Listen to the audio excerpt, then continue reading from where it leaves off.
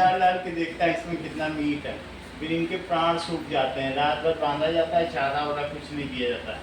फिर अल्टीमेटली ये लोग वहाँ से भी सब दीवार तोड़ के भाग आते हैं। वो कसाई पीछे पीछे आता है कि अरे मेरे बैल, तो इसका मालिक कहता है तुम्हारे कैसे, ये तो मेरे बैल है। यहाँ पे कहानी खत्म होती है। अब देखो नाउ दैट इज, कहानी में हीरा और मोती की आपसी संबंध किस गुण को प्रदर्शित करता है? पहला देखो क्वेश्चन, एकता और सहयोग। तो हीरा और मोती का आपसी संबंध किस गुण को दर्शाता है? तो दैट इज एकता और सहयोग को। पहला एकता और सहयोग, दूसरा हीरा मोती ने नया स्थान स्वीकार क्यों नहीं किया? मालिक ने बेचा यह सोचकर उन्हें अपमान लगा। तो इसका आंसर क्या होगा? गा। मालिक ने उन्हें बेच दिया है इसलिए। रस्सी ने एक कुत्ते को मालिक ने बेच दिया था, तुमको मालूम है? तो कुत्ता जब नए घर में पहुंचा, उसने रात को चुपचाप बेचा था। वो जीवन भर कुत्ता सोया नहीं कि कहीं ये न बेच। जानवरों में इतना सेंसिटिविटी होती है। तीसरा देखो, अपनापन पाने के लिए। झूरी के साले के यहाँ जाने पर उन्हें लगा कि उन्हें बेच दिया गया है। अपने घर और मालिक के प्रति उनका लगाव था, इसलिए उन्होंने नई जगह अपनाने से इनकार कर दिया था। तीसरा प्रश्न देखिए, बैलों ने रस्सी तोड़कर घर लौटने का निर्णय क्यों लिया? अपनापन पाने के लिए। तीसरा है घा, अपनापन पाने के लिए। चौथा देखो, गया द्वारा डंडे से मारने पर मोती का आक्रोश किस मानवीय मनोवृत्ति का द्योतक है? डंडे से मारने पर, गया उनको डंडे से, हीरा और मोती को मार रहा था, तो उससे मोती भड़क गया, उसका स्वाभिमान जाग गया। तो का स्वाभिमान का प्रेरक है। अगला देखो, कहानी में बैलों की मूक भाषा का प्रयोग लेखक ने किस लिए किया है? तो मनुष्य जैसी चेतना दिखाने के लिए किया है। कहानी में बैलों की भाषा का प्रयोग लेखक ने कैसे किया है, किस लिए किया है? जैसी चेतना दिखाने के लिए। मनुष्य जैसी चेतना दिखाने के लिए किया है। अगला देखिए, छठा, दो बैलों की कथा को यदि स्वतंत्रता आंदोलन से जोड़ें तो हीरा मोती किसके प्रतीक हैं? स्वतंत्रता के लिए भारतीय जनता के संघर्ष के। तो दैट इज घा। अगला देखिए, मेरी समझ मेरे विचार। प्रश्न नंबर, दूसरे दिन गया ने बैलों को हल में जोता, पर इन दोनों ने जैसे पांव न उठाने की कसम खा ली थी। जब बैल नए मालिक के यहाँ गए तो उन्होंने काम करने से इनकार क्यों कर दिया? क्योंकि इसलिए थी, इनकार इसलिए कर दिया, काम करने से इनकार क्यों कर दिया? मेरी समझ मेरे विचार। तो हीरा मोती ने काम करने से इनकार कर दिया, काम करने से इनकार कर दिया, इनकार कर दिया क्योंकि उन्हें अपना बेचा जाना अपमानजनक लगा। क्योंकि उन्हें अपने मालिक के द्वारा बेचा जाना, मालिक के द्वारा बेचा जाना अपमानजनक लगा।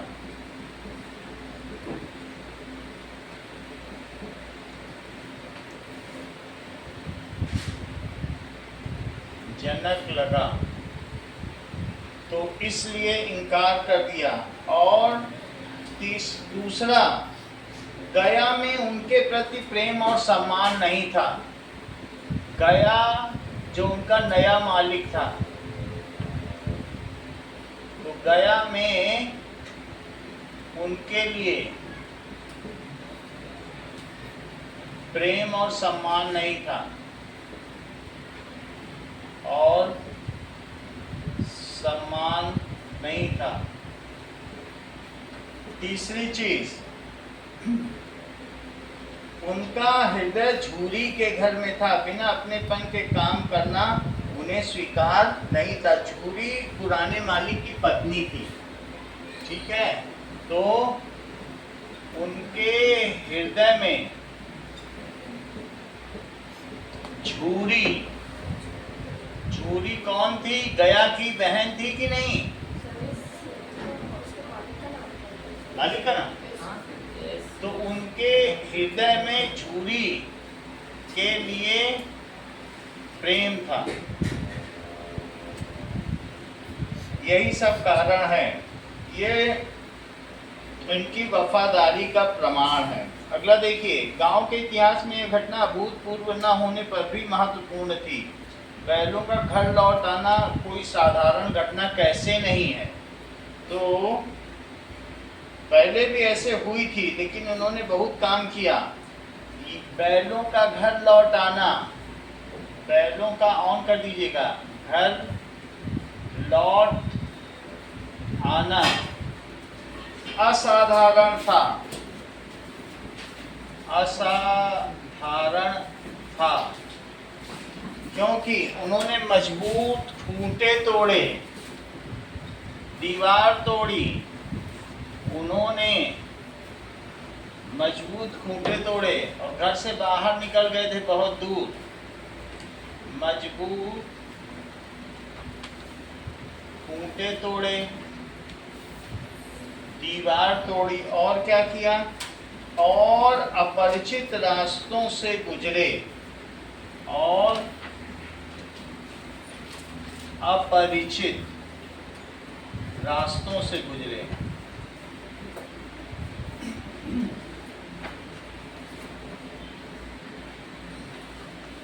और बिना किसी मार्गदर्शन के अपने घर पहुंच गए, और बिना किसी मार्गदर्शन के अपने घर पहुंच गए।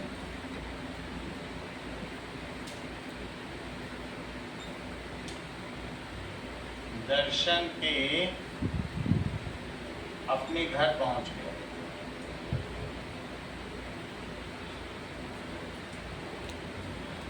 यह पशुओं के लिए उनकी स्मृति, बुद्धि और भावनात्मक लगाव का प्रमाण है। यह पशुओं के लिए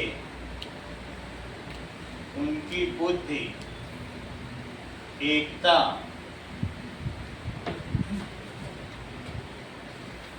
और भावनात्मक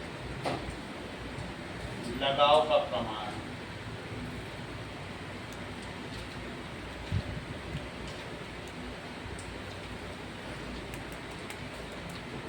मोती ने मूक भाषा में कहा, अब तो सहा नहीं जाता। कभी कभी संघर्ष करना आवश्यक हो जाता है। इस कहानी के उदाहरणों से, इस कथन को कहानी के उदाहरणों से सिद्ध कीजिए। जब गया ने बिना कारण बैलों को मारा, तो मोती ने हल लेकर भागने की कोशिश की। तो मोती ने कहा था कि अब तो सहा नहीं जाता। ये कैसे किया? पहला, जब गया ठीक से ख्याल नहीं रखता था, बिना कारण मोती को बैलों को मारा, बैलों को मारा, तो मोती ने हल लेकर भागने की कोशिश की।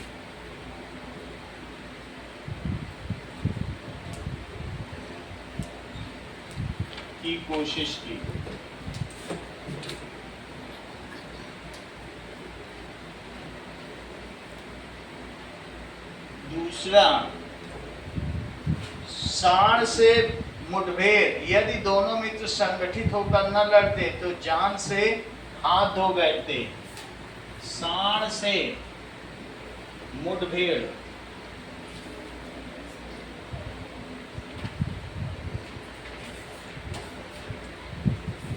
यदि दोनों मित्र, कभी कभी संघर्ष करना आवश्यक हो जाता है,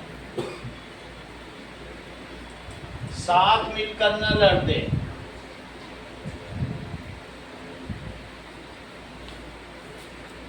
तो जान से हाथ धो बैठते। तो जान से हाथ धो बैठते।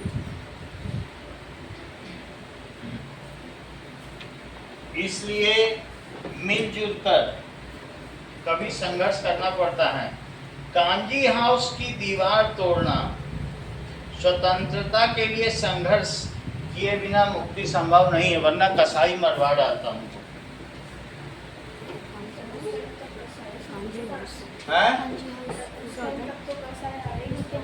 नहीं तो कांजी हाउस की दीवार, वो तो बूचर खाना है ना। आपका वही कांजी हाउस होगा। कांजी हाउस, कांजी हाउस किसके घर को कह रहे हैं?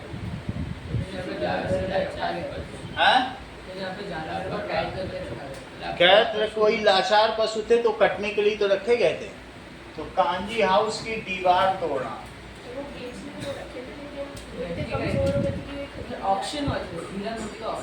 हाँ, तो जब वो काम नहीं करेंगे तो उनको कसाई खाने में 2-2 हज़ार में बेच ही दिया जाएगा, है 30,000 के, लेकिन काम नहीं करेंगे तो मांस के लिए बेच दिया जाएगा। तो बेच दिया गया ना उनको कि काम नहीं कर रहे हैं, लाठी मार रहे तब भी नहीं कर रहे हैं, भाग रहे हैं। तो इससे कभी कभी स्वतंत्रता के लिए संघर्ष करना आवश्यक हो जाता है, के लिए संघर्ष करना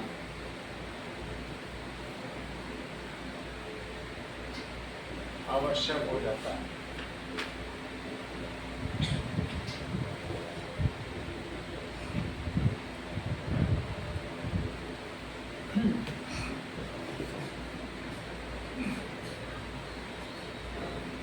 जब पेट भर गया, दोनों ने आजादी का अनुभव किया। हीरा और मोती स्वतंत्रता और अपनापन दोनों में से किस भावना से अधिक प्रेरित थे? कारण सहित लिखिए।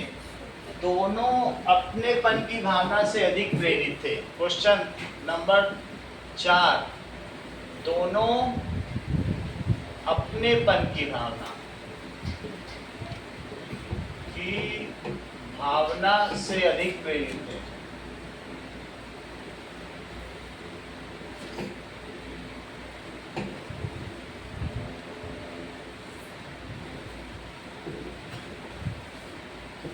जब वे कांजी हाउस से भागे तो स्वतंत्रता मिलने के बावजूद वे झूरी के घर की ओर दौड़े, किसी अज्ञात घर जगह नहीं गए। जब वे कांजी हाउस से भागे तो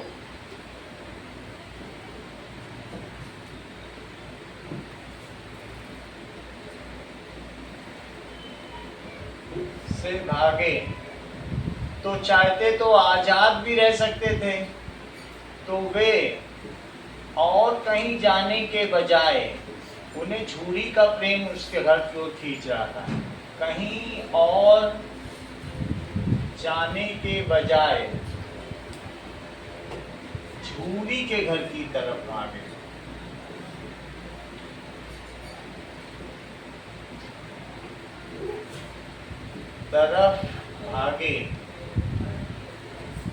यह उनके पुराने मालिक के प्रति लगाव को दर्शाता है।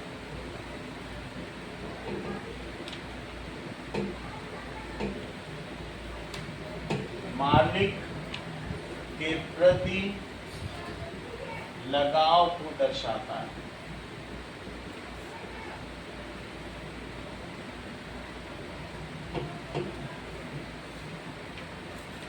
बैलों ने जैसे पांव न उठाने की कसम खा ली थी, अत्याचार सहना भी अन्याय में भागीदारी है। क्या आप इस कथन से सहमत हैं? हाँ, मैं इस कथन से पूर्णतः सहमत हूँ। जब हम चुपचाप अत्याचार सहते हैं तो अत्याचारी और साहसी हो जाता है। हाँ, मैं इस कथन से पूर्णतः सहमत हूँ।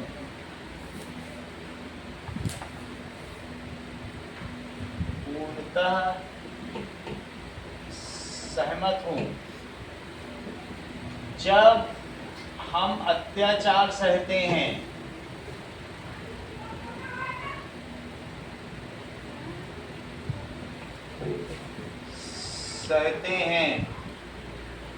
तो अत्याचारी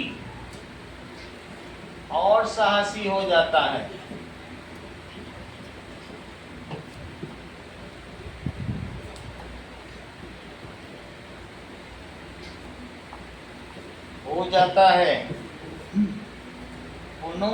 बैलों ने भी यही काम किया।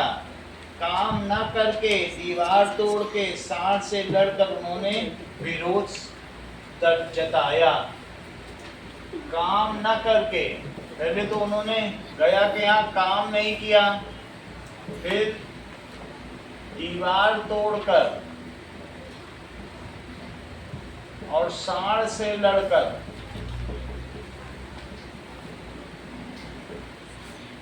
उन्होंने विरोध जताया।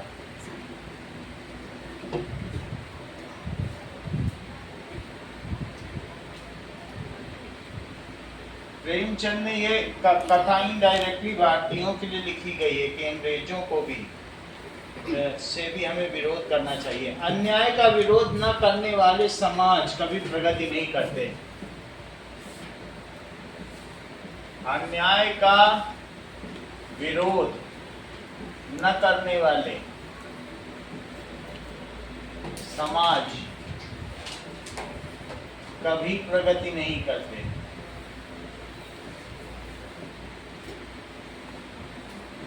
भारत ने भी 500 सालों की गुलामी देखी है। बहुत दिनों साथ साथ रहते दोनों में भाईचारा हो गया था। हीरा और मोती अभिन्न मित्र थे। कहानी की किन किन घटनाओं के आधार पर ये निष्कर्ष निकाला जा सकता है? कम से कम 3 बिंदु लिखिए कि वो अभिन्न मित्र थे।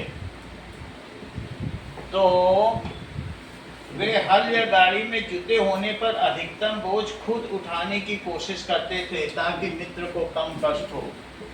वे हल या गाड़ी में जुटे होने पर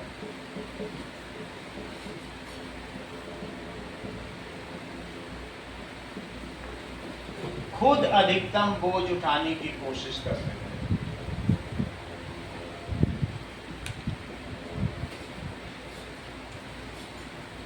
जिससे कि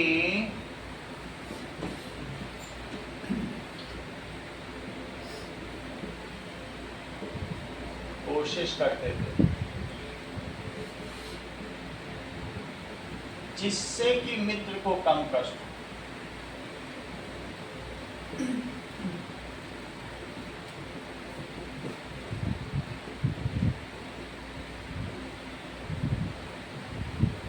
सांड से दोनों ने मिलकर लड़ाई लड़ी, एक अकेला नहीं लड़ा। सांड से दोनों ने मिलकर लड़ाई लड़ी,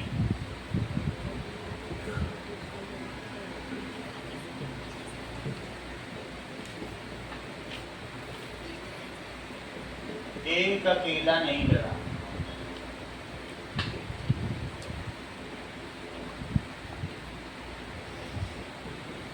तीसरा, कांजी हाउस में जब मोती को भागने का मौका मिला, उसने हीरा को छोड़ने से इनकार कर दिया कि मैं अकेले नहीं जाऊंगा, तुमको लेके जाऊंगा।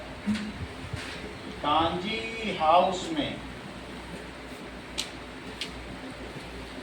जब मोती को भागने का मौका मिला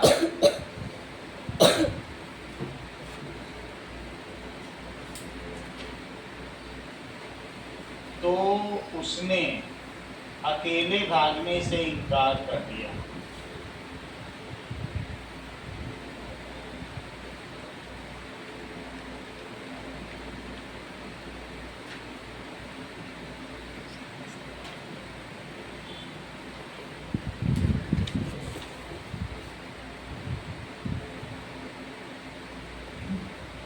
उसी समय मालकिन ने आकर दोनों के माथे चूम लिए।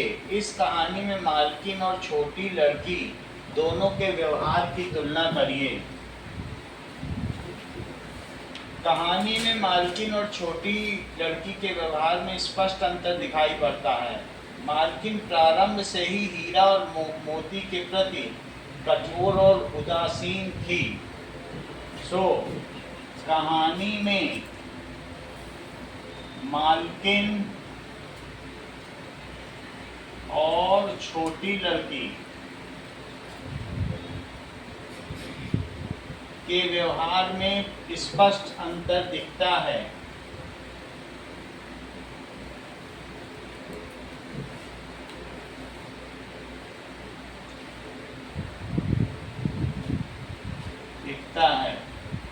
मालकिन प्रारंभ में तभी उसने कहा कि मेरे भाई को बैल दे दो। प्रारंभ में हीरा और मोती के प्रति कठोर और उदासीन थी।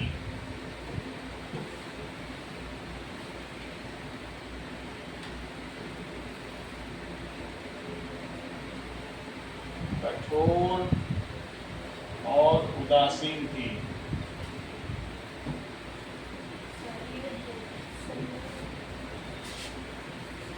उसने क्रोध में आकर उन्हें मायके भेज दिया। उसने क्रोध में आकर बैलों को मायके भेज दिया।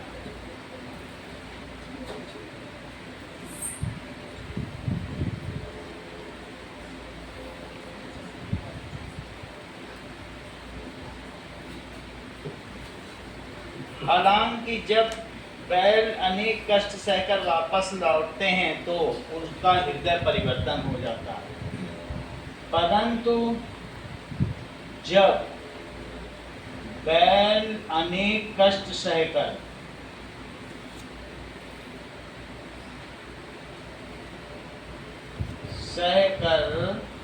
वापस लौटते हैं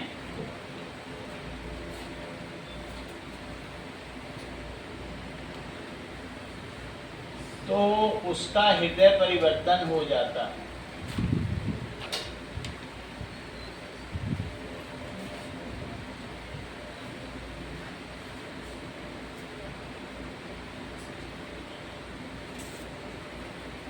वो प्रारंभ में कठोर थी, लेकिन बाद में उसका हृदय परिवर्तन होता है और वह स्नेह से उनके माथे को चूमती है। दूसरी ओर छोटी लड़की शुरू से ही दयालु और संवेदनशील थी।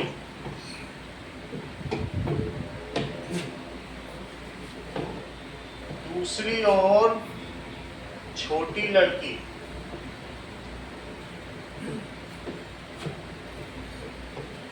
वह प्रेम से उनके माथे को चूमती है।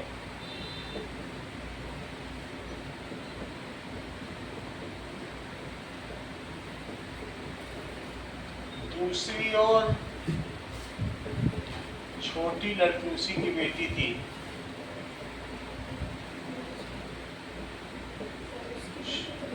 नहीं थी? भाई की अच्छा, उसकी सौतेली माँ थी। दूसरी ओर छोटी लड़की शुरू से ही दयालु और संवेदनशील थी और सौतेली बेटी थी उसकी भाई की, संवेदनशील थी।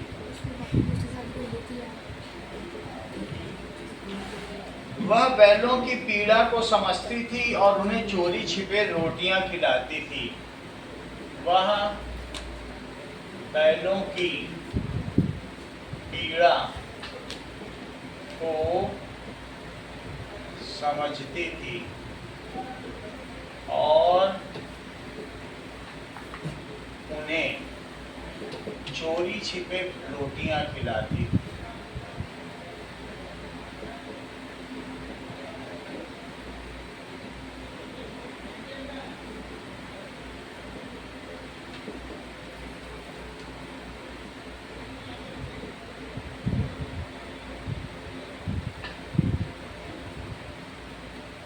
तथा उनकी रस्सी खोलकर उन्हें भागने में मदद करती है।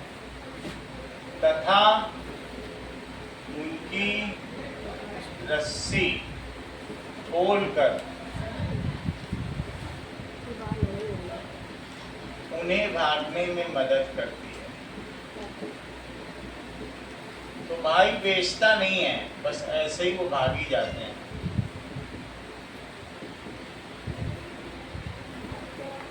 वापस आ जाते हैं क्या? वापस आ जाते हैं? 2 बार आगे थे, दोनों बार अच्छा, पकड़ लिए गए। अगला सवाल,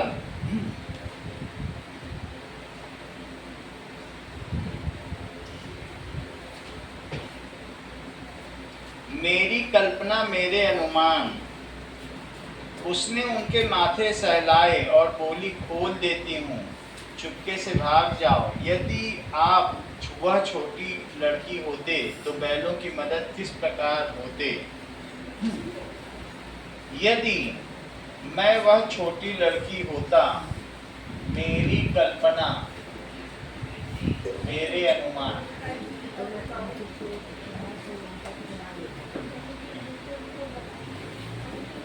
यदि मैं वह छोटी लड़की होता तो बैलों पर हो रहे अत्याचार को गांव भर में बताता। बैलों पर हो रहे अत्याचार को गांव भर में बताता।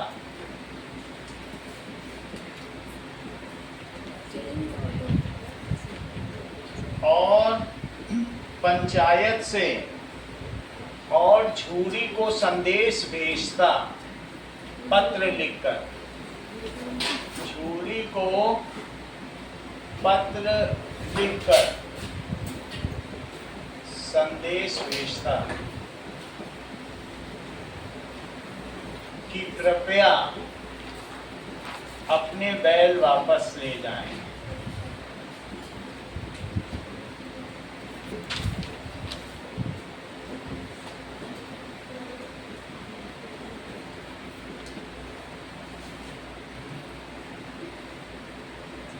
दोनों गधे अभी तक ज्यों के त्यों खड़े थे। भय और संकोच इंसान को अवसर मिलने पर भी जकड़े रहता है।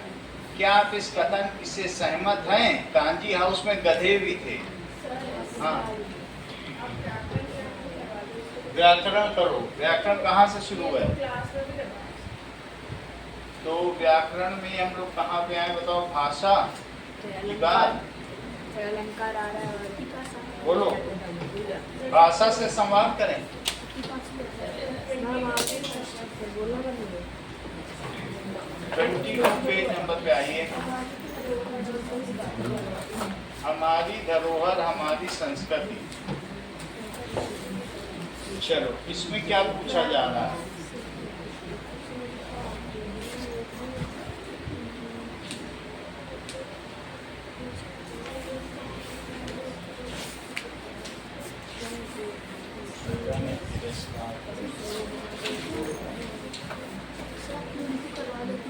क्रिया कार्य चरित्र पात्र शीर्षक और लेखक विशेषता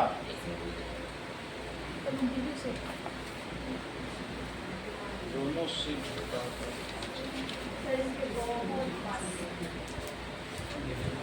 विरोधाभास अतिशय। चलो, कहानी में से बात अब आइए। नाउ अब देखिए, वह अपना धर्म छोड़ दें, लेकिन हम नहीं, हम अपना धर्म क्यों छोड़ें, यहीं से कराएं हैं? ये और आगे और आगे सही नहीं करता। सर क्या लिखू से पढ़ा दो, वो थोड़ा हार्ड वो मुश्किल है। वो बता दो। तो जो आप बोलोगे व्याकरण में आ रहा वो मैं करा दूंगा। सर अलंकार और पता नहीं क्या भूल गया। प्रत्यय और समास समास आ रहा है? सर आ रहा है। सर, हैं? अलंकार सर आ रहा है। सबसे बड़ा प्रश्न। सर अलंकार भी आ रहा है। बोलो। अलंकार आ रहा है। अलंकार अर्थालंकार की शब्दालंकार पता नहीं सर। है? समास करवाया है हमारे। अनुप्रास करवाया। चलो, दैट इज अलंकार। यत् अलंकरोति इति अलंकारा।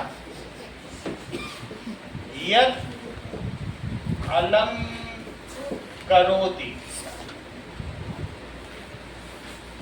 इति अलंकारा।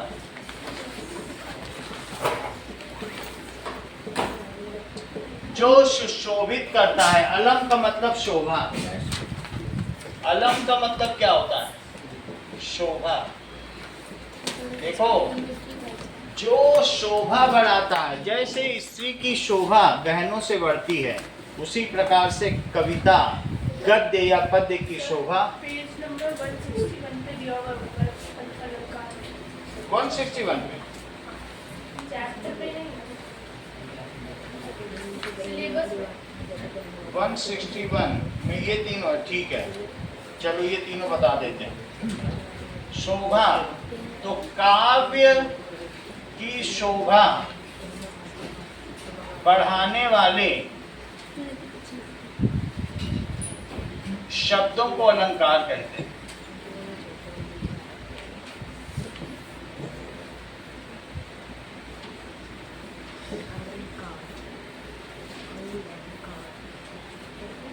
काव्य की शोभा बढ़ाने वाले शब्दों या अर्थों को, कई बार अर्थ से भी काव्य की शोभा बढ़ता है, तो उसको क्या कहते हैं? क्या लिखा हुआ है अलंकार। जो अलंकृत करता है, जो शोभा बढ़ाता है। यत् अलंकरोति, जो शोभा बढ़ाता है उसको क्या कहते हैं? अलंकार कहते हैं। जैसे पहला अलंकार क्या है? अनुप्रास अलंकार। अलंकार, इसमें शब्दों की या वर्णों की आवृत्ति होती है। इसमें शब्दों, शब्द बार बार आएंगे या वर्णों की आवृत्ति होती है। आवृत्ति का क्या मतलब है? बार बार आते हैं। जैसे जाहु जाहु जीव जड़ जो है, जब जामिनी देह गहने जानू, जैसे घन दामिनी हाट बाट ओट कोट अट्टन आगार कौरी दौड़ दौड़ी खौरी खौरी दीनी इतनी आगी है। तो इसमें आप देख रहे हैं हाट बाट कोट ओट अट्टनी अगार पौरी, बार बार चाचा आ रहा है, टाटा आ रहा है कि नहीं? चाचा ने चाची को चांदनी चौक के चौराहे पर चांदी के चम्मच से चटनी खिलाई। चारु चंद्र की चंचल किरणें खेल रही हैं जलथल में, और स्वच्छ चांदनी बिछी हुई है अवनी और अंबर तल में। चाहे किसी तरीके से भी आए, अंत में भी आ सकता है। अंधकार दूर था, झांक रहा सूर था, कमल डोलने लगे, कोश खोलने लगे, रात की सभा उठी, मुस्कुरा प्रभा उठी, घूम घूम कर मधु फूल चूम कर मधु, गा रहे विहान थे, गूंज रहे गान थे, रात तिमिर लापता, चांद का न था पता, तुहिन बिंदुगत कहीं, छिप गए नखट कहीं। अंत में भी आ सकता है। तो अंत्यानुप्रास हो जाएगा। अनुप्रास का मतलब रिपीटिशन है। आपको सिर्फ इतना लिखना है, चारु चंद्र की चंचल किरणें, सुंदर चंद्रमा की चंचल किरणें खेल रही थी जलथल। हमारा काम है। दास के पद करा दें। हाँ, वो भी करा देंगे, उसी को करा देते हैं। इसको अलंकार कराने के बाद रैदास के पद करा। क्या लिखू ज़्यादा डीप में चारु चंद्र की चंचल किरणें खेल रही थी जलथल में। तो तुम्हें अनुप्रास अलंकार समझ में आ गया? खेल रही थी जल सर तो मतलब एक वर्ड में बार बार आए हल में। तो यहाँ पर चा वर्ण की आवृत्ति हुई है। किसकी आवृत्ति हुई है? चा वर्ण की कई बार आवृत्ति हुई है। यहाँ पर चा वर्ण की आवृत्ति हुई है।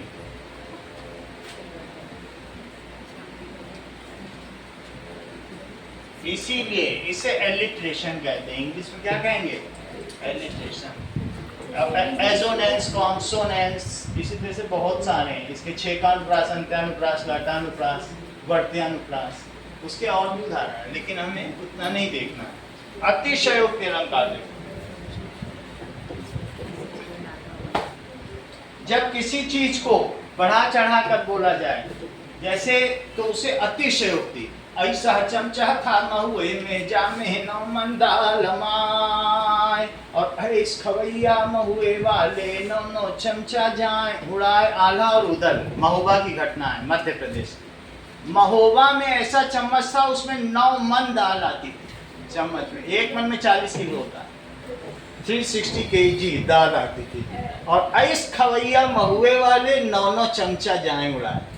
और लोग खाने वाले ऐसे थे कि 9 चम्मच दाल खा लेते। अतिशयोक्ति है कि नहीं? अब वो बढ़ा चढ़ा के, वीर रस को बढ़ा चढ़ा के बताया गया है कि वहाँ ऐसा था महोबा, हमारा ऐसा था वैसा था। अतिशयोक्ति का मतलब क्या है? कि चलो, दैट इज अतिशयोक्ति अलंकार के उदाहरण देखो।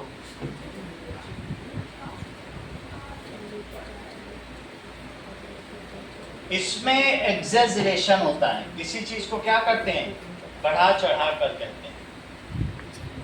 अतिशयोक्ति अलंकार देखिए। अतिशयोक्ति अलंकार किसी बात को बढ़ा चढ़ा कर बोला जाए।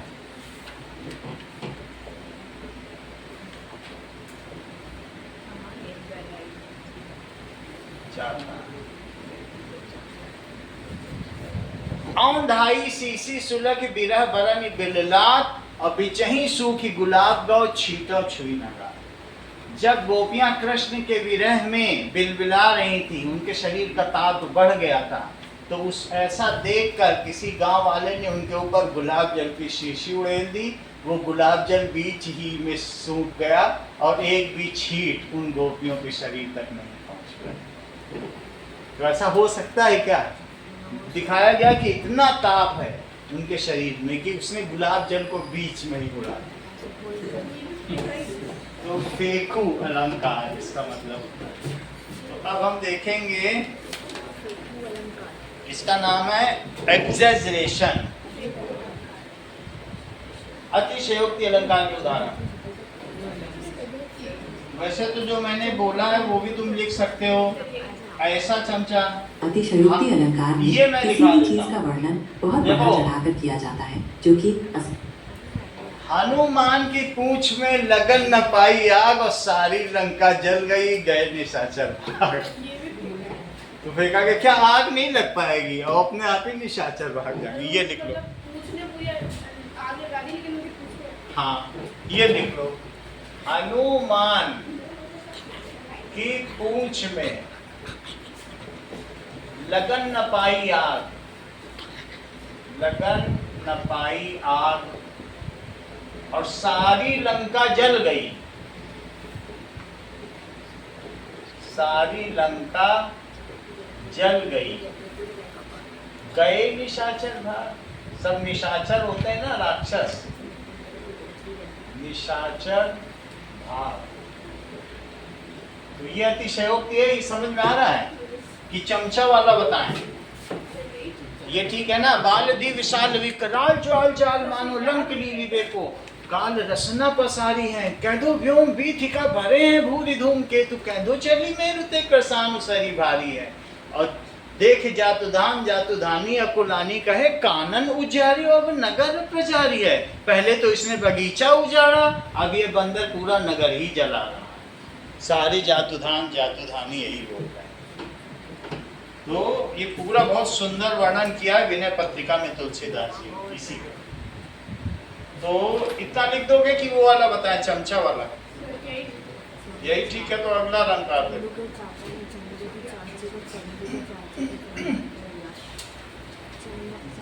ठीक है,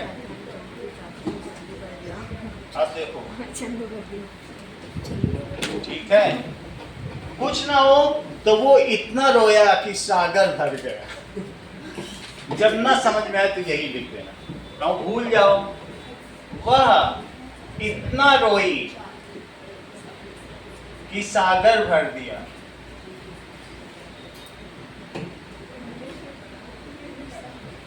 ठीक है, अब अगला देखो, रूपक अलंकार।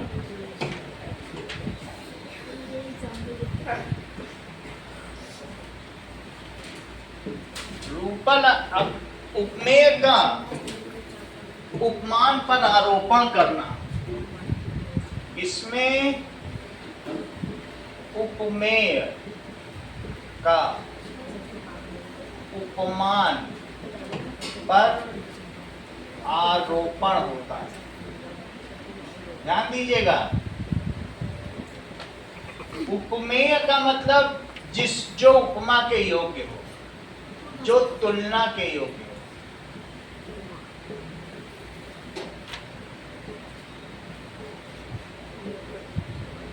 और उपमान जिससे तुलना की जाए।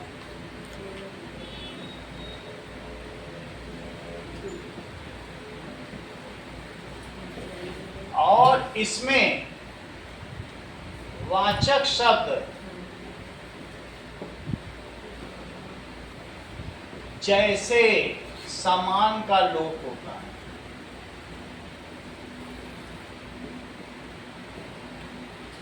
ओमिशन होता है।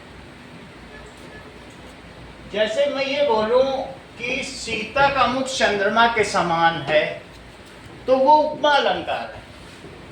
लेकिन मैं कहूं सीता का मुख ही चंद्रमा है, मैं कह दूं सीता का मुख ही चंद्रमा समान है, तो ये बोलना कि सीता का मुख चंद्रमा जैसा है और सीता का मुख ही चंद्रमा, तो ये रूपक हो। समान भी हटा दिया जाए। तुम ही हिरनी हो, तुम ही शेर हो, तुम ठीक है। अगर मैं ये जैसे बोलूं कि तुम जो तुम्हें मिले तुम उसको खा जाओ, तो तुम ही शेर हो, ठीक है। और इस तरीके से तुम ही हिरन, ऐसे कर समझ में आई बात कि नहीं? सीता का मुख चंद्रमा है, नहीं समझा?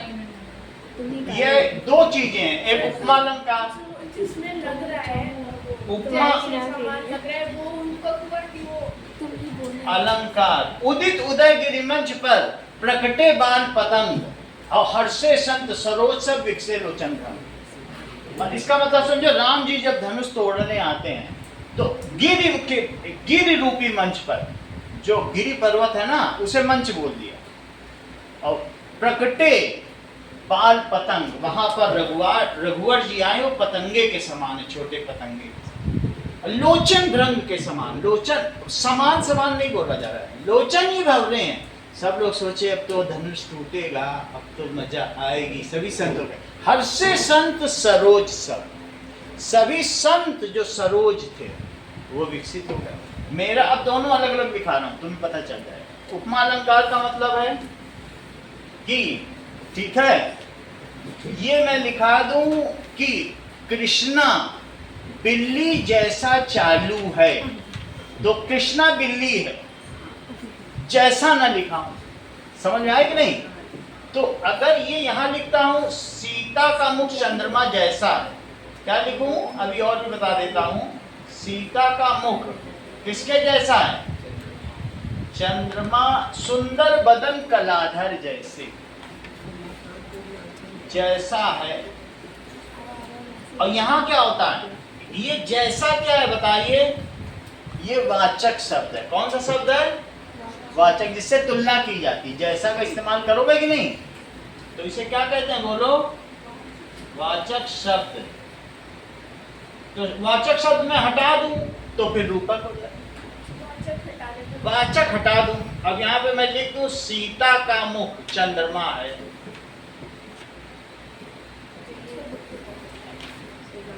अगर सीता राम से कहें कि राम जी मुझे चंद्रमा दिखा दो, तो राम जी कहेंगे तुम ही तो चंद्रमा हो।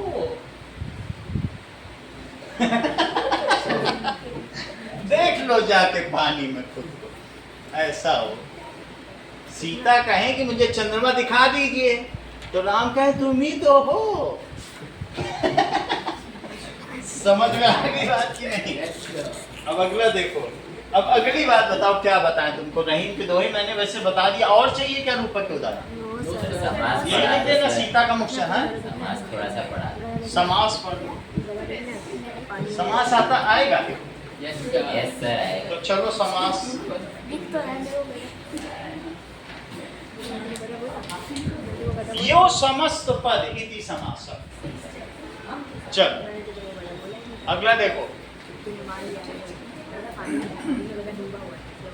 समास को आप समझिए फिर आगे बढ़ जाएंगे।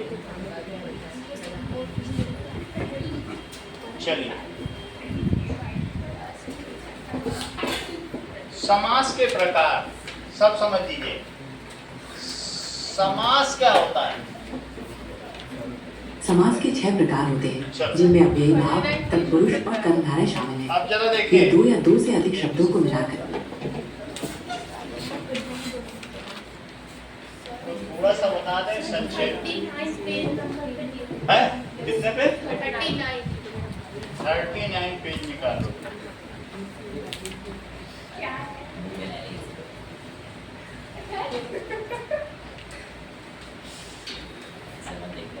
चलिए, 2 या 2 शब्दों के, देखो 2 या 2 से अधिक शब्दों, नोट करिए रिद्धिमा, शब्दों के मेल से बनने वाले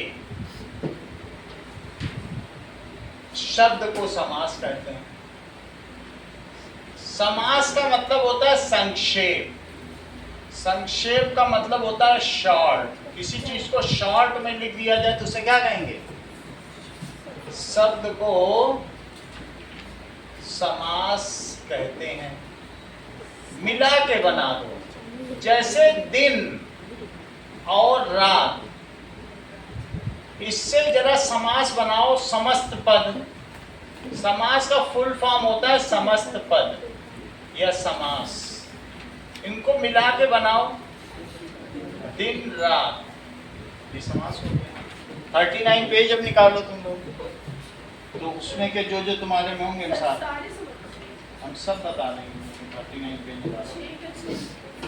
6 है ना? 6 बता देते।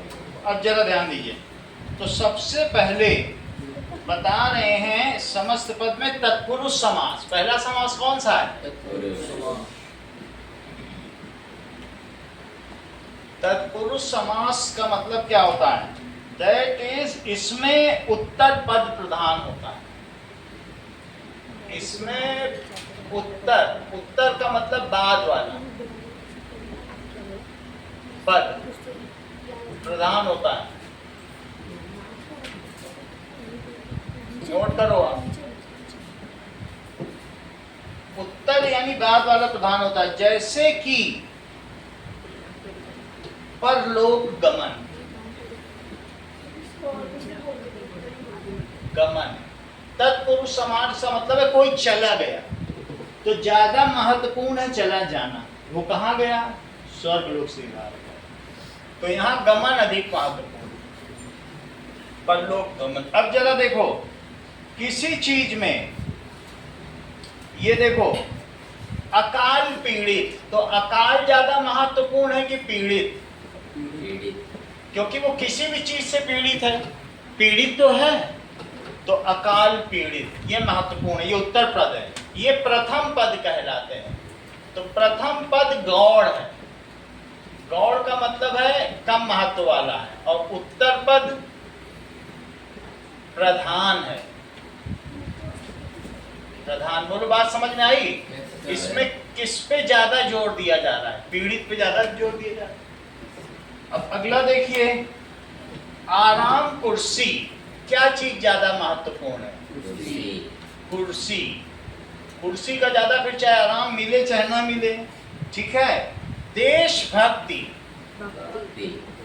हमारी देश के भक्ति हो, राष्ट्र के भक्ति हो या किसी स्वामी भक्ति हो, भक्ति ज्यादा महत्वपूर्ण है, वो उस व्यक्ति की विशेषता है। समझ में आ गई? इसी तरीके से रसोई घर,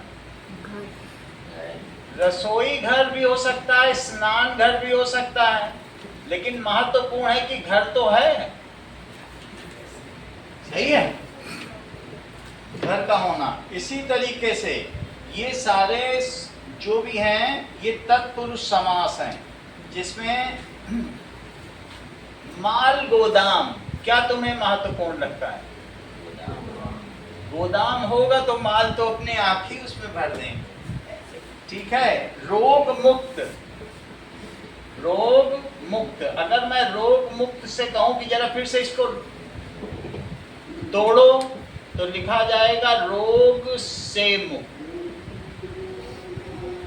लेकिन ये वाला है। ऐसे अकाल से पीड़ित, स्नान के लिए घर, इसको क्या लिखेंगे? स्नान के लिए घर, रसोई के लिए घर, माल के लिए गोदाम, ठीक है। इसी तरीके से देश के लिए भक्ति, परलोक को गमन, परलोक को गमन। बाकी तत्पुरुष समास को तुमको समझ में आ गया। और ये कई तरीके के होते हैं। कर्ता ने कर्म को करण से संप्रदान के लिए अपादान से संबंध काकी के, जो ये वर्ड आ रहा है तो संप्रदान के लिए ये संप्रदान तत्पुरुष, टोटल 7 प्रकार हैं, वो अभी हम नहीं बता, ठीक है। जो आ जाए तुम उसी के हिसाब से लिख लेना। कर्ता ने कर्म को तो जानती हो ना, जो वर्ड आ जाए, जो अर्थ निकले, अगर वो संप्रदान के लिए तो लिख देना संप्रदान तत्पुरुष। सही है। ये कौन सा हो जाएगा बोलो? संप्रदान। ये कारक हो गया संप्रदान, संप्रदान कारक है कि नहीं? तो संप्रदान तत्पुरुष। तो पहले तुम तत्पुरुष समाज अंकित समझ गए हो, तो अगली चीज समझिए, कर्मधारय समाज। कर्मधारय समाज क्या होता है?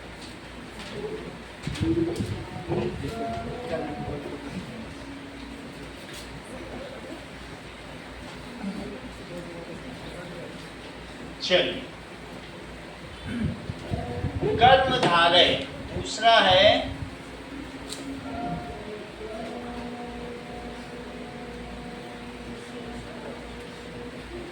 देखिए, इसमें पहला पद विशेषण, पद विशेषण तथा दूसरा पद विशेष्य होता है। विशेष्य किसे कहते हैं? होता है जिसकी विशेषता बताई जाए। विशेष से समझते हो? और जो विशेषता बताई जाए उसे विशेषण कहते हैं, जिसकी विशेषता बताई जाए, बताई जाए। जैसे मृग नयनी, हिरण के समान आंखों वाली, हे खगमृग, हे मधुकर श्रेणी, तुम देखी सीतामृत नयनी, क्या तुमने हिरण के आंखों जैसी सीता को देखा है? हे पक्षी तुम ही बता दो, हे जानवर तुम ही बता दो, राम मारे मारे फिर रहे जगत के स्वामी। कैसा अभिनय किया, समझ में आई बात की नहीं? तो कर्मधारय का मतलब कैसा हुआ? आज पका, आधा पका, तो पके की विशेषता बताई गई कि नहीं? अध पका। तो ये विशेषता है, ये विशेषण हुआ। और कैसा? अगला देखो, जैसे कुबुद्धि, कैसी बुद्धि? कुबुद्धि। तो बुद्धि की विशेषता क्या बताई जा रही? खराब बुद्धि वाला। तो इससे पता चलता है कु यहां विशेषता है, ठीक है। अगला देखो, जैसे गोबर गणेश, गोबर के बने हुए गणेश,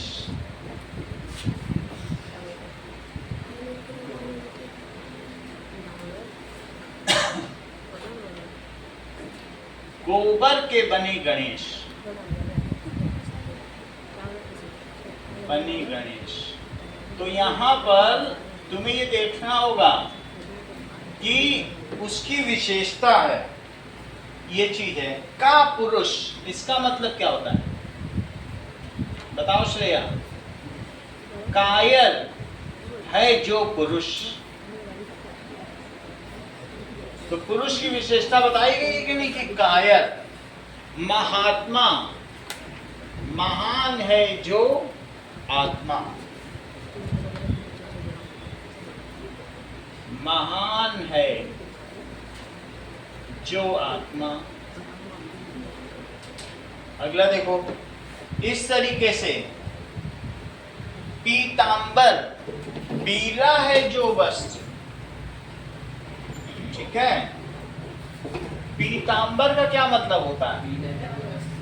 पीत प्लस अंबर, पीतांबर पीला है, ये वस्त्र की विशेषता है, जो वस्त्र, ऐसा हो सकता है, ठीक है। इसी तरीके से पर्णकुटी, सीता जी पर्णकुटी में रहती थी, राम पर्णकुटी में रहते थे, लक्ष्मण ने बनाई थी पर्णकुटी। पत्तों की है जो कुटिया,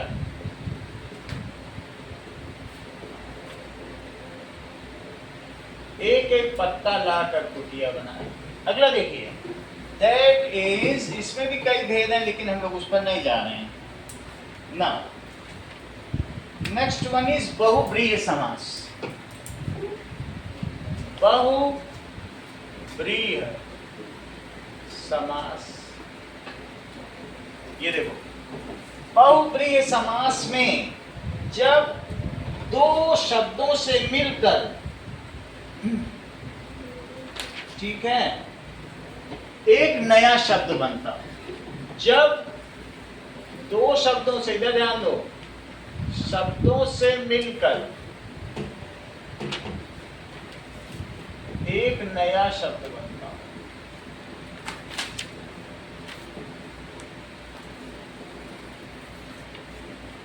फिर से समझिए, नीलकंठ वो कौन है? शिव, नया शब्द बन गया। नीला है कंठ जिसका, क्योंकि उन्होंने हलाहल विष पिया था तो पार्वती ने गले में हाथ रख दिया, इसके नीचे नहीं जाने दें। नीला है कंठ, जब समुद्र मंथन हुआ था वासुकी नाग का और मंदराचल पर्वत पे, तो उससे निकला था जिसका।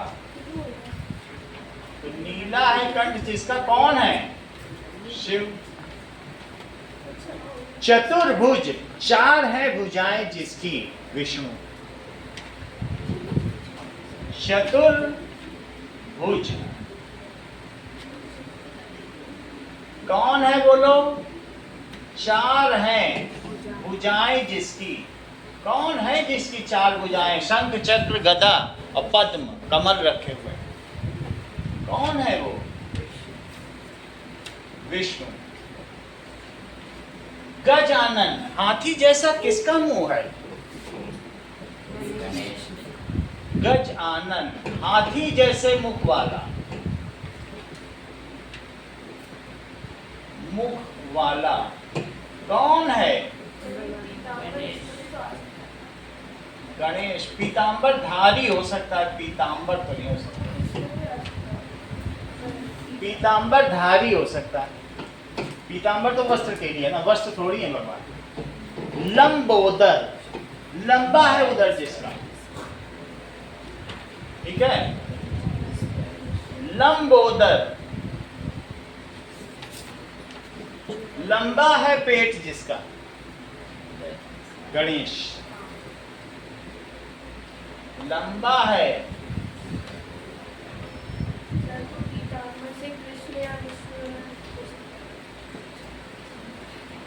अगर उस कॉन्टेक्स्ट में लोग तो हो जाए। पीतांबर तो वैसे वस्त्र के लिए है और पीतांबर धारी है, अर्थ बदल ना जाए इसलिए।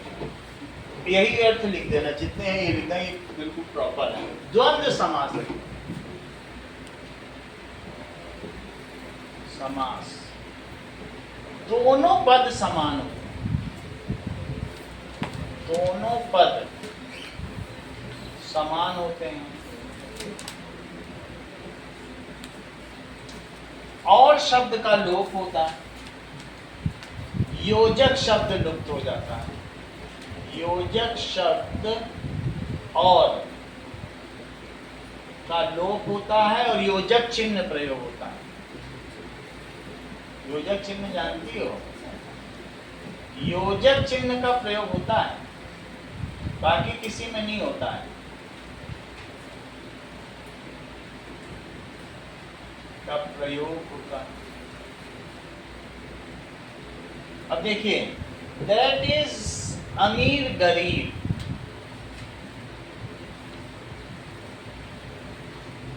अपना पराया,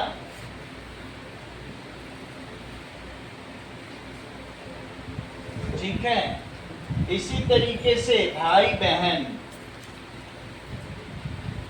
माता पिता, दिन रात, सही है। फूल पत्ती,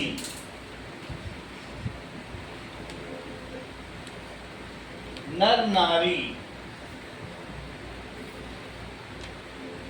ये सभी के सभी, इसमें दोनों पद की समान उपयोगिता। जीव जंतु, भला बुरा, उनको बस वहां पहचानना होगा, भला बुरा। अगला देखिए, अव्ययी भाव समास और द्विगु समास, दो ही तो बचे हैं। अव्ययी भाव समास समझो।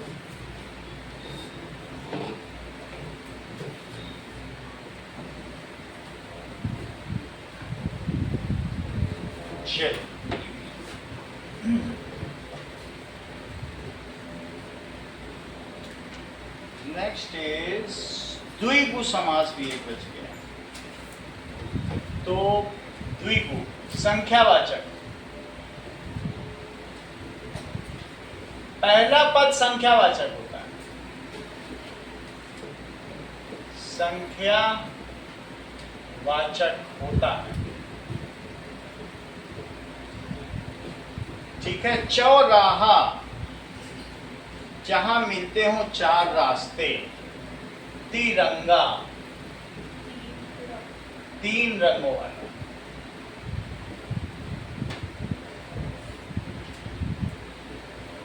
नवरात्रि, नवरातों का समूह।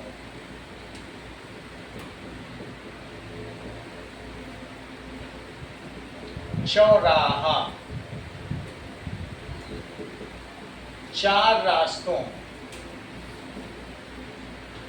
के मिलने का स्थान।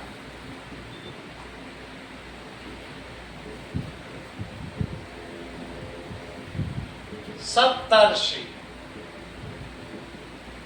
सात ऋषियों का समूह। सनक, सनंदन, सनकादि, सनत कुमार, सबको जानती हो ना, सात ऋषि। सात ऋषियों का समूह।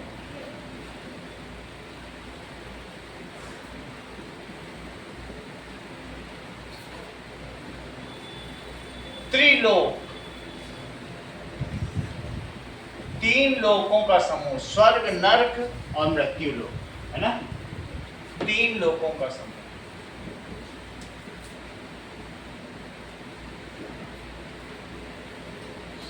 अगला देखो, अगली चीज आती है अव्ययी भाव समास।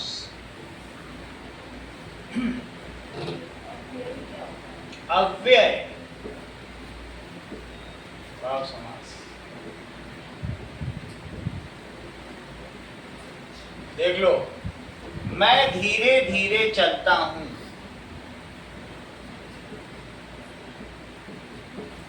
चलता हूं। वह धीरे धीरे चलती है।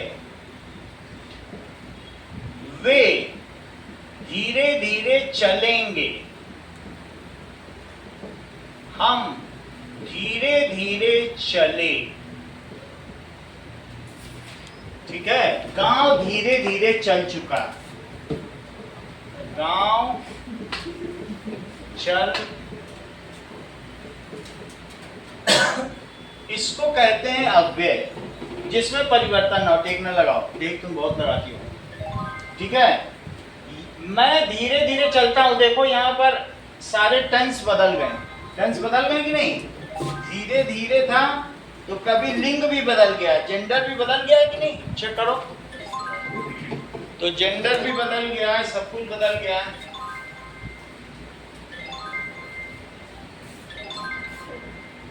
अब आगे देखो,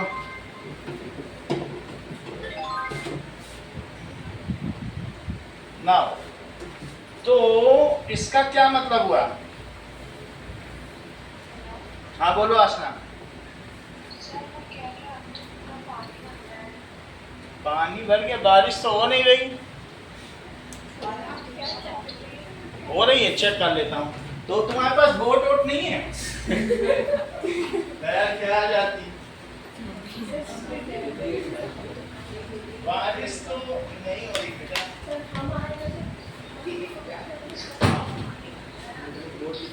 अच्छा तो तुम्हें ऑनलाइन कर लेना, हाँ मैं लिंक भेज। चल, तो क्या तुमने ये देखा, मैंने लिंग बदल दिया, जेंडर बदल दिया, टेंस बदल दिया, चले चलेंगे, फ्यूचर टेंस, पास्ट टेंस। तो क्या तुम ऐसे बोले कि हम धीराओं धीराओं चलेंगे, वह धीरियां धीरियां चलेंगी, ऐसे ऐसे किया कि सिर्फ वही रखा?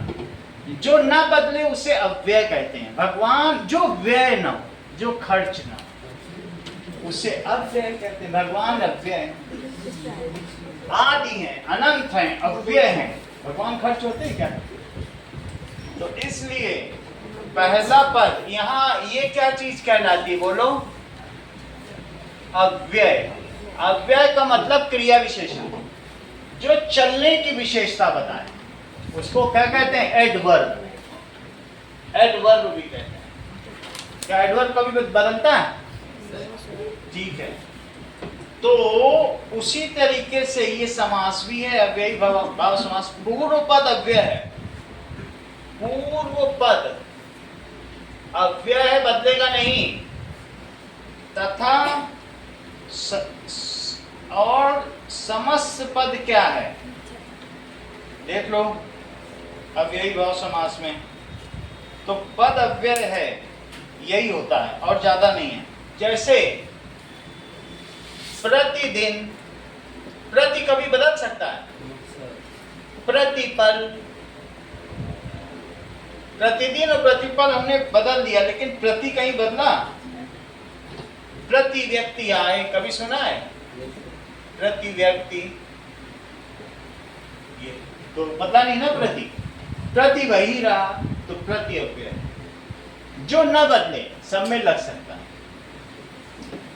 अब जरा देखो, इसी तरीके से आकंठ, गले भर के उसने खाया, यहां तक पूरी खाई। आकंठ, आजन्म, पूरे जन्म। तो क्या बोला भीष्म पितामह से? मैं आजन्म कुंवारा रहूंगा, पिताजी तुम ही शादी करो। बोला था कि नहीं? मल्लाह की लड़की से। तो आजन्म, आकंठ, इसी तरीके से आजीवन, उन्होंने प्रतिज्ञा की, फिर कभी शादी नहीं की। और गंगा पुत्र से प्रतिवर्ष। यहां तक समझ में आ गया? तो यहां पर यथाशक्ति, यथा स्थिति, जितनी मेरी शक्ति होगा उतनी मैं तुम्हारी मदद करूंगा। जैसी मेरी स्थिति होगी वैसे मैं बारातियों को पूरी साग खिलाऊं, यथाशक्ति। अब तुम लोग आ जाओ दोहे पर। और कुछ व्याकरण पढ़नी है तो बता दो, नहीं तो मैं फिर सीधा तो दोहे पे आ जाओ। किस पेज पे दोहे हैं? 145 145 बोलो। और कुछ पूछो तो बता दें। ठीक है, काव्य खंड पे आ जाइए। 1, 4, 5 नाउ चलिए अब हम करते हैं दोहे। ठीक है, प्रभु जी तुम चंदन हम पानी, जैसे अंग अंग बास समानी। प्रभु जी तुम चंदन हम पानी, इसका मतलब क्या है? आप चलते हो। करेक्ट। सर मैं बता हाँ देखो, ये समझो जो वो बता रहा है। सर समझ नहीं आया। चलो नाउ है पद, ये किसका लिखा हुआ है? रैदास के रैदास के पद हैं। तो रैदास रविदास थे। ये इन्होंने कई चीजें लिखी हैं। ठीक है, रविदास रैदास के पद लिखिए। रविदास, संत रविदास। अब कैसे छूटे राम रट लागी, हमने राम नाम बोलना शुरू कर दिया है, अब हम ये रट हमसे छूटती है। राम रट लग गई लेकिन अब ये छूट नहीं रही है। इससे आदत छुड़ाना मुश्किल हो गया, अब ये लत लग गई। प्रभु जी तुम चंदन हम पानी, तुम चंदन हो प्रभु जी, क्योंकि तुम्हारे अंग अंग में महक समाई हुई है। मैं तो पानी हूं, मेरे में तो महक ही नहीं। चंदन को स्मेल करो तो क्या महक आती है? आती है। तो तुम चंदन हम पानी, प्रभु जी तुम घन बन हम मोरा, जैसे चितवत चंद चकोरा। तुम बादलों का समूह हो, घन के बन। ठीक है, और हम मोरा, हम तुमको देख के नाचते रहते। ठीक है, जैसे चितवत चंद चकोरा, जैसे चकोरी, एक चकोर पक्षी होता है, वो चांद को तकता रहता है, उसी तरीके से हम तुमको तकते हैं। प्रभु जी तुम दीपक हम बाती, जाकी ज्योति बड़े दिन राती। तुम्हारा ही तेल है, हम तो बाती मात्र हैं। बाती तो बुझ जाएगी, लेकिन बाती में तेल मिलता रहे, दीपक में तेल होता है। तो तुम्हारी ज्योति हमारे अंदर, हम मनुष्यों के अंदर किसकी ऊर्जा है, किसकी शक्ति से हम चल फिर रहे हैं? तुम्हारी ही ज्योति से हम चल फिर रहे हैं। बोलो, बात समझ में आ गई? दीपक में तेल प्रभु है, तो तुम दीपक हो, तुम्हारी ही ज्योति से ये बाती जल रही है, तुम्हारे ही तेल से ये बाती जल रही है। ठीक है, मतलब ऊर्जा तो तेल से मिलती है ना। अब प्रभु जी को मुख्य उन्हीं को बताया है। प्रभु जी तुम मोती हम धागा, जैसे सोने मिलत सुहागा। अगर तुम मोती हो, हम धागे के समान। ठीक है, तो तुम बहुत ऊंचे हो, जैसे माले में मोती की कीमत होती है, धागे की नहीं होती है, तो उसी तरीके से तुम मोती हो तो हम धागा। हम सभी के भीतर सूत्रे मणि गणा एव, जैसे धागों में भगवान समाये रहते, मोतियां समाई रहती हैं, गीता का श्लोक है, उसी तरीके से तुम हम सब में समाये। हम सब में मोती की भांति समाये। कैसे समाये हुए? मोती की भांति समाये। जैसे सोने मिलत सुहागा। क्या तुम बोरेक्स को जानती हो? करेक्ट, हमारे ये तो जान रहे हैं, वो तो सर जानते हैं, सर ने बताया था क्लास। ये देखो रखा भी है, इसको दिखाया है बोरेक्स। यही जो लगाया जाता है बोरेक्स, सोने में हल्का सा लगा दो, सोने पे कलर चढ़ जाता है। अब अधिक पूछना है अधिकार से पूछो। Na2B4O7 सोडियम बोरेट, पहले पढ़ाया हुआ है तभी ये जान रहा है। ऐसे भी तेजस होता तो और भी बताता, लेकिन तुरंत वो अलग अलग कलर देता है। तो वो कहते हैं नहीं कि सोने पे सुहागा चढ़ गया है। अब सोने के कभी ऐसे जेवर देखें जिसमें कलर्स होते हैं कभी कभी, तो इसी तरीके से कहा है जैसे सोने मिलत सुहागा। सुहागा की भी कीमत तभी होती है जब वो सोने पे चढ़। समझ में आ गई बात के नहीं? ये सुहागा है। उसी तरीके से हमारे साथ राम नाम लग गया है तो हमारी कीमत बढ़ गई। रैदास ने बोला कि मन चंगा तो कठौती में गंगा। एक किसी की सोने की अंगूठी घूम गई थी गंगा जी में, बोली संत रैदास जी मेरी तो अंगूठी गंगा में घूम गई है, मैं नहाने गई थी। कोई बात नहीं, मन चंगा तो कठौती में गंगा। उन्होंने अपनी लकड़ी के कमंडल पे हाथ डाला, लो तुम्हारी अंगूठी, यही है गंगा। ये सच्ची घटना है। हाँ ये है, ये तो सच्ची घटना है। तो मन चंगा, तो तब से ये मुहावरा भी बन गया। बोले तुम गंगा क्यों जा रहे ढूंढने, हम ही दे देते, ये कठौती तो गंगा है, लकड़ी की बनी। संत रैदास जी प्रसिद्ध है इसके लिए। प्रभु जी तुम स्वामी हम दासा, तुम हमारे स्वामी हो और मैं तुम्हारा दास हूं, ऐसी भगति करे रैदासा। पूरा समझ में आ गया? अगला देखो, जो तुम तोरो राम, मैं नहीं तोरो तुमसे तोरी, कवन से जोड़ो। यानी कहा गया है कि स्वामी मोहि न विसारियो, चाहे लाख लोग मिल जाएं, हमसे तुमको बहुत है, तुमसे हमको ना। हे प्रभु मुझे मत विसारना, चाहे तुमको लाख भक्त मिल जाएं, क्योंकि हमारे जैसे तो तुम्हारे लिए बहुत मिल जाएंगे, लेकिन तुम्हारा जैसा हमको कहाँ मिलेगा। तो स्वामी मोहि न विसारियो, तुम तोड़ो तो मैं नहीं तोड़ो। तुम अगर हमसे नाता तोड़ोगे तो भी मैं खिसकता तुम्हारे चले आऊंगा, क्योंकि अगर तुमसे तोड़ो तो किससे जोड़ो। अगर तुमसे ही मेरा नाता टूट गया तो मैं फिर किससे जोड़ पाऊंगा? क्या जोड़ पाऊंगा? प्रभु से ही आत्मा ही निकल जाए तो किससे जोड़ पाऊंगा? तीरथ बरत न करूं अंदेशा, तुमरे चरण कमल एक भरोसा। मैं न तीर्थ करूंगा और न व्रत करूंगा, मुझे तो तुम्हारे चरणों का ही आसरा है। कुछ लोग तीर्थ करने जाते हैं, काशी जाते हैं, अयोध्या जाते हैं कि नहीं जाते हैं, तो वो कह रहे हैं हम कहीं नहीं जाएंगे। तीरथ व्रत न करूं अंदेशा, और सिर्फ किसका है? तुम्हारे चरण कमलों का ही मुझे समाधान। क्या कहा है? तुमरे चरण कमल एक भरोसा, जह जह जाओ तुमरी पूजा, तुमसा देव कौन और नहीं दूजा। जहाँ सोऊं तह करूं परिक्रमा, और जब सोऊं तब करूं दंडवत, और पूजूं और न देवा।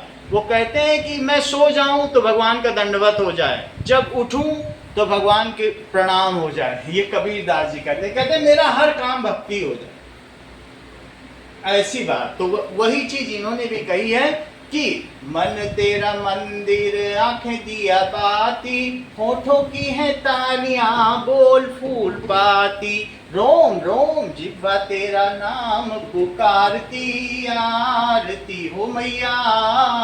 मन जो है वो तेरा मंदिर है, और मेरी आंखें ही दिया बाती हैं, और होठे तालियां हैं, होठों की ताली। मैं कुछ भी बोल रहा हूँ समझो भगवान की ताली बज रही है। तो होठों की है तालियां, बोल फूल पाती। फूल पत्ती कहाँ चढ़ाने जाऊं? जो निकल रहे बोल वही फूल पत्ती है तुम्हारे, ठीक है? तो बोल फूल पाती, रोम रोम जिह्वा तेरा नाम पुकारती, आरती हो मैया आरती, शेरों वाली ये माँ तेरी आरती। तो वही चीज यहाँ कह रहे हैं। अगला सेंटेंस सुनिए,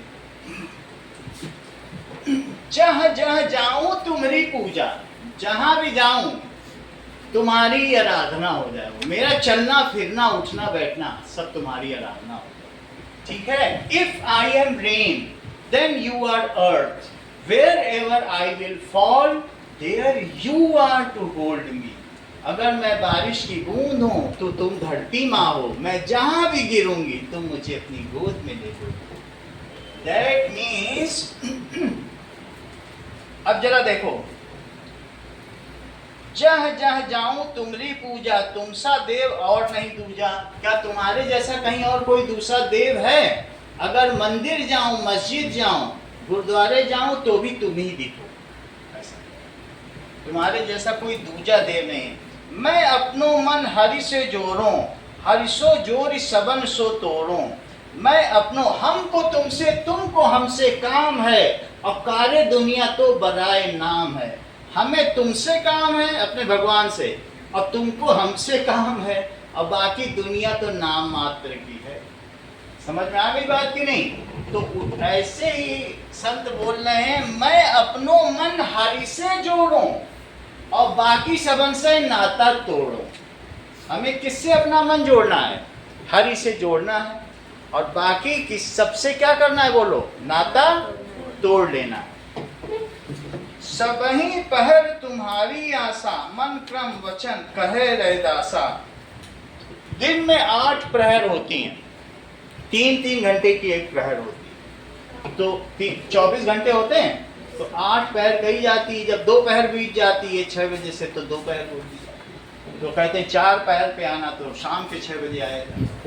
तो सबही पहर, हर प्रहर में तुमसे नाता जोड़ूं, यानी तुम्हारी भक्ति करूं, और मन क्रम वचन, अपने मन से सारा जो मेरा कर्म है उससे और वचनों से सिर्फ तुम्हारी ही आराधना करूं। वो बात समझ में आ गई कि नहीं? ऐसी भक्ति करे रहे दासा। चलिए इतना ही रखो, कल हिस्ट्री करेंगे।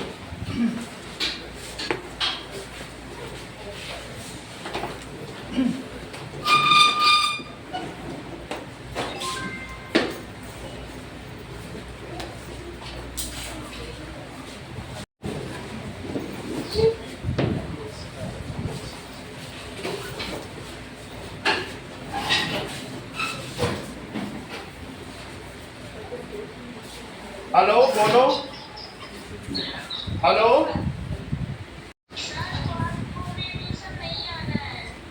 अच्छा तो मैं लिंक भेज दे रहा हूँ।